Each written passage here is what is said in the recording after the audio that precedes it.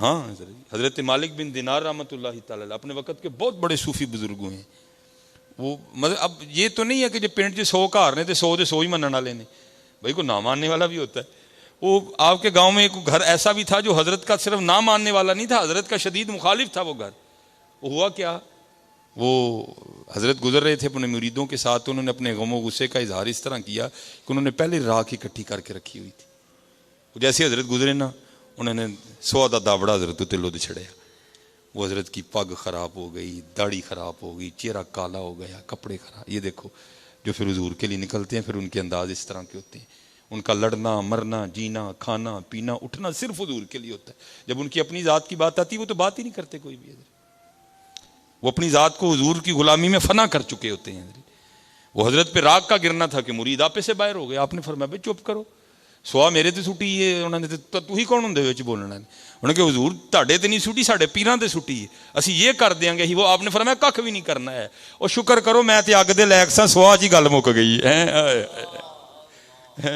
फरमाया शुक्र करो मैं ते अग दे लैक सा, सुआ जी गल मुक गई है। तो पुत्र हुजूर के लिए निकलते हैं, फिर वो अपना उनका कोई मामला नहीं होता है। और जितनी देर तक हजरत हमारे अपने मामले नहीं ना खत्म होने, समझो हमारा हर पाँव पीछे जा रहा है, हमारा कोई पाँव आगे नहीं। जितनी देर तक अपनी ज़ात गुज्जर मुज्जर शुज्जर पुज्जर, वो मेरे मुर्शद अक्सर फरमाते हैं ना, साढ़े सुलेमान का गुज्जर जाग पैंदा है। जिंदर गुज्जर नहीं ना मरना पुत्र, उन्हीं कम नहीं होना। गुज्जर शुज्जर ला के बस एक ही कफन पा ली, वो भी हुजूर दी गुलामियाँ ला देने। जितनी देर तक पुत्र अपनी ज़ात है ना, फिर कुछ भी नहीं। हम समझ रहे हैं कि हम आगे जा रहे हैं, नहीं पुत्र हम पीछे जा रहे हैं। जितनी देर तक अपनी जो है ना, उतनी देर तक कुछ भी नहीं है, कुछ भी नहीं है। हज़रत इब्राहिम बिन अदहम रहमतुल्लाह एवं नहीं नाम बनते हज़रत जी, बड़े आए बड़े चले गए हज़रत। ये तो उस दौर के लोग हैं जब फेसबुक का तस्वुर भी नहीं था, हैं ये तो उस दौर के लोग हैं हज़रत जी।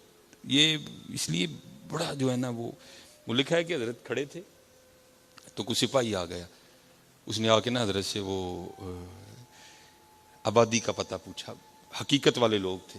आपने कब्रिस्तान की तरफ इशारा कर दिया तो उसको गुस्सा लगा। पहले उसने हजरत का नाम पूछा, आपने फरमाया अब्दुल्ला।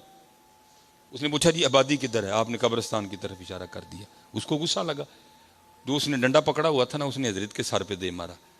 आपने मुस्कुरा के फरमाया अल्हम्दुलिल्लाह। उसको और गुस्सा लगा। उसने हजरत का गिरेबान पकड़ के ना हजरत को घोड़े के आगे डाल लिया, और जो रास्ता जा रहा था वो जब बाजार में दाखिल हुआ ना, तो हजरत के सर से खून बह रहा था।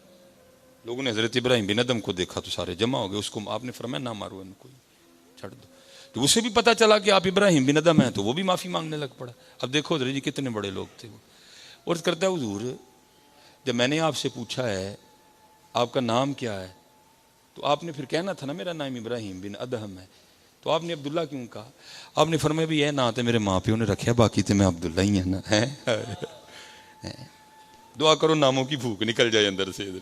ये बड़ी भैड़ी भूख है इधर जी, और ना खत्म होने वाली भूख है इधर। दुआ करो निकल जाए अंदर से। आपने फरमाया इब्राहिम तो नाम मेरे वालिदैन ने रखा है, मेरा नाम तो अब्दुल्ला है। अच्छा, वो फिर पूछता है हुजूर, जब मैंने आपसे आबादी का पता पूछा था तो आपने आबादी बतानी थी, आपने कब्रिस्तान क्यों बताया? आपने फरमाया तू कैसी नादानों वाली बात कर रहा है, तूने पूछा था आबादी का पता, तब तू ही बता जिसको तू आबादी कह रहा है वहां से लोग कहाँ आ रहे हैं। एक एक करके इत्थे ही आंडे ने। आपने फरमाया फिर वो आबादी हुई, क्या आबादी हुई है? बड़े लोग थे नादर जी। और इसी को तो हजरत बाबा साहब ने भी लिखा ना, फरमाते हैं कोई बन गया रौनक पखियां दी, कोई छोड़ के शीश महल चलिया, कोई पलिया नाज ते नखरियां विच, को रेत गरम ते थल चलिया। और याद रखना हजरत जी, तब भी खराबियां शुरू होती हैं जब बंदा भूल जाता है।